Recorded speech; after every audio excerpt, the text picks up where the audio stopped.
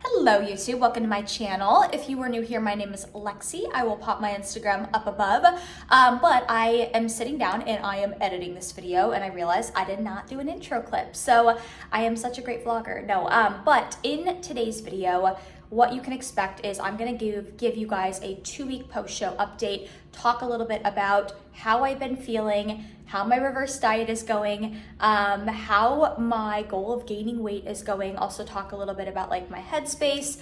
I'm also gonna show you guys some little food hacks. I feel like that is something that a lot of you guys are always requesting, is like just to see little like meal prep food hacks. So you'll see a lot of that in this video. But without further ado, enjoy the rest of today's video. And before we get things started, if you are listening or watching, comment below and tell me. I'm very curious, how long have you been following me on YouTube for? So without further ado, let's get this video started. Okay, so I just got to my mom's house and we're gonna have a little girls' night. I have not seen her in quite some time. We have not had a little girls' night in a while because I've been traveling, then I have my move, she's been traveling, so I'm excited, and she may or may not have gotten crumbles. So I'm gonna take an untracked meal tonight, which is definitely needed because my weight is still not quite like going up in the direction that I want it to. So having a nice untracked meal tonight, and I haven't had crumble in forever. I'm not normally like somebody that, I don't obsess over like all the sweet treats and whatnot when I'm in prep, but I have not had crumble in a while and I'm excited to try and see the flavors that she got. So mom got some little minis. We have the pumpkin, I think it's pumpkin cake. This one is like snickerdoodle and it has a frosting in the middle. And then this is caramel cheesecake. So this is our little after dinner. We're gonna probably watch something fun and junky and reality ridden on Netflix and eat these. And then she also got, what do we have here? We have some shrimp, that is her wine. And then we got some veggies we're gonna cook up. So we've got a nice little girls' night. And we have little June in her little, what do you call it? I don't know, her little Joey pouch. Yes, a Joey pouch. You see she's with the cop again. This is how you eat crumble. Cookies, knives, not for you, not for you, not for you. So we've tried all three. This is the pumpkin cake. They're all cut up. Snickerdoodle like cookie, I don't know, had a frosting in the middle, and then the caramel cheesecake, and they're all so good. What do you think, Mom? Okay, take two. Let's rank them. Okay, so pumpkin. Out of 5. No, out of 10. 9. Ooh, okay, I'm gonna go 8. It was good, but not my favorite out of all of them. Snickerdoodle. 8.9. I'm gonna go 9. And then cheesecake. That'd be 9.9. That's like my favorite one so I'm far. gonna go 9.5. Yeah, it's so good. So good. They're all good. Pumpkin is probably, if I had to pick my least favorite, but it's still really good. Then snickerdoodle, then the caramel. Good morning. Okay, next morning. Crumble was so good. And I just wanted to come on here and talk real quick because I'll be very honest. And this is actually, I could totally do a whole video dedicated to this. One of my clients asked me to do a video talking a little bit about like, how do you find balance after a prep, right? And there was a past version of myself. This was before my YouTube days where I had a very, I would say, poor relationship with food. I definitely in high school struggled a lot with like, I don't want to say binging because I don't want to use that term loosely, but it kind of was borderline. Like I would restrict and overindulge at night. And then when I got into bodybuilding, my very early years with it, I had this very like black and white mindset of like good food and bad food, right? And you know, it's taken me a very long time, obviously, to get to where I'm at now, but like being able to just have crumble and not have it to the point where like I felt so full I was gonna vomit, like knowing when to stop and being able to have it and like confidently say, I didn't feel guilty, right? Like there was a past version of myself that would have had something like that and that would have felt very guilty afterwards, right? And I know this is something that a lot of people struggle with, right? And I guess I'm just kind of sharing this because like I have been there too. And I feel like that's the beautiful thing about this lifestyle, like, and being a bodybuilder is like you evolve and you grow year after year after year, right? So if you're newer into the sport and you're struggling with finding that balance or having that black and white mindset. You know, don't necessarily think that, oh, the sport is not for me. Like, you will learn and you will evolve, and it will get better and better every year if you allow it to. So I just wanted to share that with you guys. So I have gotten asked a couple times recently how I make my air fried zucchini. So we're gonna do a little tutorial. I've got my zucchini, I've got my new cutting board that I just got the other day. So I had somebody tell me, and they commented on one of my old videos about the fact that every time they tried to make air fried zucchini, it got soggy. So I was trying to like think and rationalize as to why that may be happening. So I'm literally gonna show you exactly how I make mine, you guys. It's pretty easy. And this is a really easy way to enjoy your vegetables. If you're not really somebody that likes vegetables, air fried zucchini is a good way to go. So you got your zucchini, and then got my knife. And then I just like to cut it into thin slices. So I'll show you guys what I mean. I would recommend doing thin slices, because the thicker you cut it, I would say it's not gonna really get as crispy in the air fryer. So that could be why maybe somebody's running into having soggy air fried zucchini. So I'm talking like this thin. So we have, no, my camera isn't great, but like pretty thin. So I'm gonna cut the remainder of this zucchini in pieces just like that. I'm gonna pop it into the air fryer at 375 degrees. I'll let you know exactly how much time the zucchini ends up being in the air fryer for, and then I'll show you what the end product looks like. So I literally don't put anything on the zucchini. I just basically just wash the zucchini, cut it up, put it in the air fryer, and then I'll show you the aftermath, and then you can season it to taste. So just for reference, here is what it looks like. Like I said, I cut it pretty thinly. The only thing I can think about to the person that told me that their air fried zucchini turned out soggy is that they were just cutting their zucchini into too thick of pieces. So I'm gonna pop these plain pieces of zucchini into the air fryer at 375. Okay, so this is after having the zucchini in the air fryer for 15 minutes at 375. Now, I'm not gonna promise, I think all air fryers are a little bit different. So you do have to keep an eye on them, especially if you have a different air fryer than me, which you probably do. But one thing I noticed is some of the pieces get crispier like quicker than others. So some of the pieces do kind of get like soggy, I guess, if you so will. So I could see where earlier I had somebody mention that to me, that their air fried zucchini was soggy, which probably just means you need to keep it in the air fryer for longer. So I actually have some more like slices still in the air fryer because they don't all cook evenly. So some of the ones that were not like super crispy yet, because I like them like this, I just kept in the air fryer. But that's all you gotta do, and then you can season to taste if you want. I also have another quick little food hack for you guys. So a lot of you guys keep telling me that your favorite content to see from me is like just like the little foodie hacks. And there's a lot of little things I do with my food that I don't really think anything of in terms of like anything special. And sometimes I'm like, nah, I'm not gonna share that, but you guys ask and you shall receive. So grabbed this lean ground chicken from the store. It was on sale at Publix, and I've showed this before on my channel, but something that I do with this, and I don't know if you would say it's lazy. Honestly, it's just because I did it a while ago because I didn't want to get a pan out and use my stovetop. So you guys know I love my air fryer. So basically you can throw ground chicken or ground turkey like this straight in the air fryer, and then you bake it, and then you can kind of cut it up into little squares. So that's what I'm gonna do.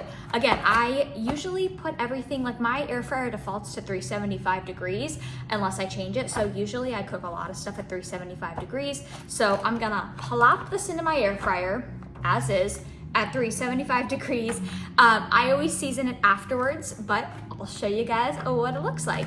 So guys, this is literally the finished product. I know this does not look fancy whatsoever, but a little chunk of it came off of the corner. That's why we're kind of missing that. But after you air fry it, so I had it at 375 for about 20 minutes. And again, I'm gonna just put the disclaimer out there. I don't think all air fryers are created equal, so please take that temp and time with a grain of salt. But you can cut it into little squares and just enjoy it in little like square portion sizes. It makes meal prep really easy. Of course, if you want, you can kind of, dice it up to a little bit more of like ground chicken. But personally, I kind of just like cutting it into squares and having it that way. So I wanted to actually unbox something with you guys because it's very relevant. I mentioned in last video, 2 videos ago, whatnot, I can't remember, that a big part of my feedback at North Americans, my last show, was that my tan was not great. So I feel like this is a sign. I won a giveaway on Instagram from ProTan, and I had mentioned to you guys that I was going to experiment with the ProTan DIY tan kit for my next show, whenever that is, because I feel like that's going to be the best way for me to be in control of my own tan. So I got a DIY tan kit from them, so I'm going to unbox it with you, with you guys. So they gave me these little creatine gummies, and then let's see, a couple of other things that I won, but the biggest thing is the DIY tan kit. So I'm so excited. So yay, and I love ProTan, love them. I have been sprayed by them at my shows before. However, realistically, they're not at every show I do, unfortunately. So that's why I want to try this for my next show. So it comes with the base coat, it comes with the top coat. They also included their Get Buffed exfoliator, which is in the green. So I have application sponges. So yay, I'm super excited. Like I said, it was so funny that I won that giveaway because I'm like, oh, I wanted to try their DIY for my next show anyways. So I definitely will make more content on the whole DIY process when I do it, for those that are curious, but I wanted to show you guys that I got that. So some of you guys probably remember me talking about this a while ago, but I just wanted to remind you guys of my little coffee concoction. I love doing this. So I like taking these little instant decaf packets. It doesn't have to be this exact one, but I take some instant decaf and I'll fill this with like 8 ounces of water, mix it with a packet of this, shake it up, and then I add in about 4 ounces of unsweetened almond milk. I do the vanilla almond milk.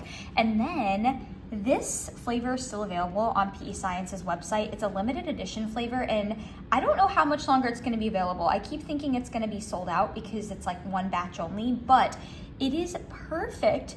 In like a little bit goes a long way in the coffee. Like you don't have to add a whole scoop. I usually just add in about 1/4 of a serving, and it kind of mimics what creamer would do. Like it gives it a little bit of flavor, but this flavor, you guys, holy crap, goes so well with coffee. So I do this with water. I add a little bit of almond milk, a little bit of this, shake it up. You can add a little bit of stevia if you want it sweeter, and it's delicious.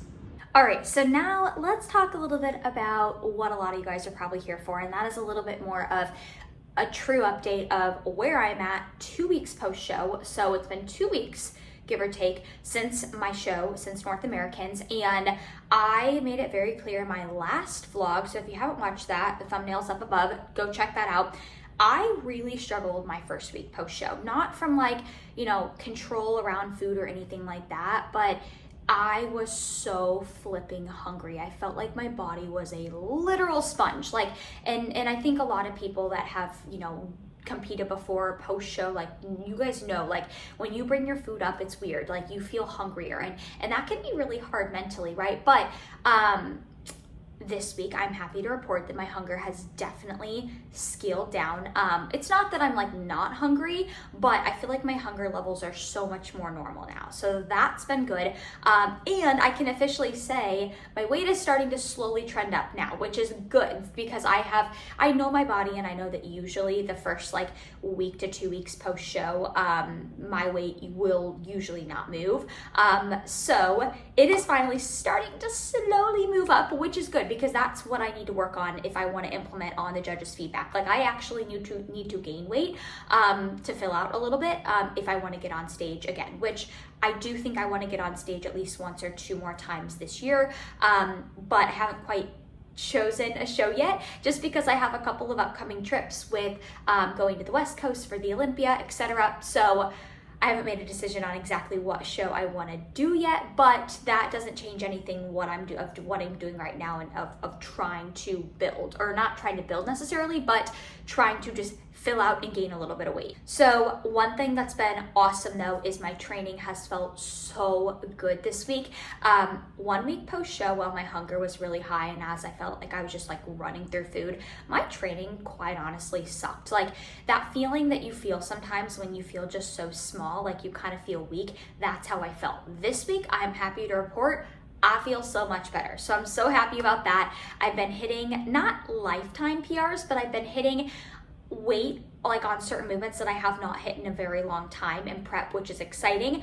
But something I wanted to like bring up, because I feel like this is very interesting and I feel like some of you guys out there can relate, is this whole idea that like when you are stage lean and you see yourself stage lean, what is lean in your mind will never be the same again. And I'm not saying that as like, oh, competing will ruin you. No, it's just perception is so weird. Like I have been stage lean for, you know, the past month to 2 months, you know, because I did a Texas show at the like middle of July, right? So what's weird though is it's just like you get so used to seeing yourself at this level of leanness, and I know I'm super lean, but when you look at yourself more and more, like you don't, like it just kind of, your brain is conditioned to think that that's normal. And I know, like I know logic Lexie knows this is not a normal level of leanness, right? This is not something you want to maintain year round at all. But it's just weird, like the longer you're stage lean, the more your perception just makes you feel like makes you think that like you're not lean or that you're not as lean as you actually are. It's such a weird phenomenon.